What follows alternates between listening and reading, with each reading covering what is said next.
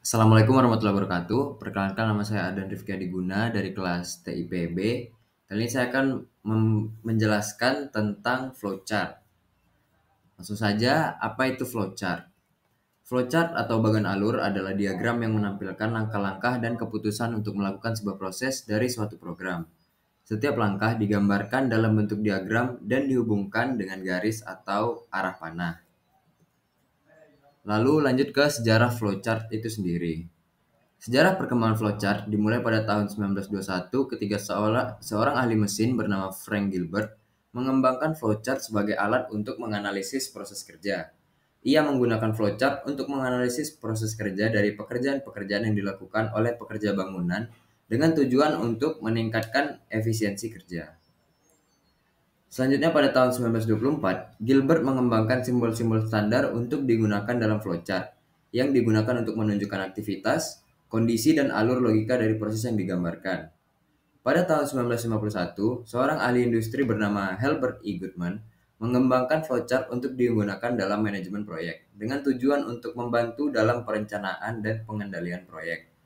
Pada tahun 1957, seorang ahli teknologi informasi bernama Joseph G. O'Connor dan Edward T. Yourdon mengembangkan flowchart sebagai alat untuk digunakan dalam pengembangan perangkat lunak dengan tujuan untuk membantu dalam menentukan alur logika dari program yang dikembangkan.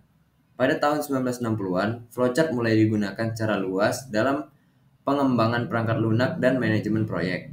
Kemudian flowchart mulai digunakan dalam berbagai bidang lainnya seperti perencanaan bisnis, sistem manajemen, dan proses administratif.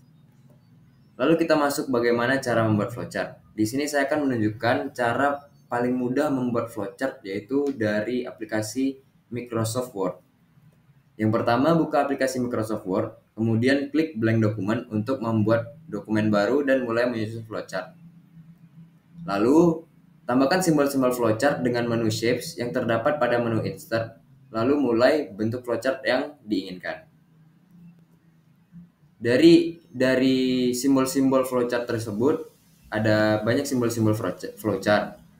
Simbol-simbol flowchart di atas memiliki jenis dan fungsi yang berbeda-beda. Ada yang berfungsi untuk menghubungkan satu simbol dengan simbol lainnya, seperti simbol flow yang panah-panah itu. Lalu ada on page dan off page reference. Selain itu ada juga simbol yang berfungsi untuk menunjukkan suatu proses yang sedang berjalan. Dan terakhir terdapat simbol yang berfungsi untuk memasukkan input dan menampilkan output. Lanjut ke kesimpulan. Kesimpulan yang bisa saya simpulkan, dengan menggunakan flowchart, kita dapat lebih mudah untuk menjelaskan proses berjalannya suatu program. Karena fungsi dari flowchart adalah untuk menjabarkan proses-proses yang berjalan menggunakan simbol. Flowchart ini juga dapat digunakan sebagai alat untuk menyampaikan informasi tentang program kepada orang lain. Sekian penjelasan tentang flowchart dari saya. Jika ada kurangnya mohon maaf. Wabillahi taufiq wal hidayah. Wassalamualaikum warahmatullahi wabarakatuh.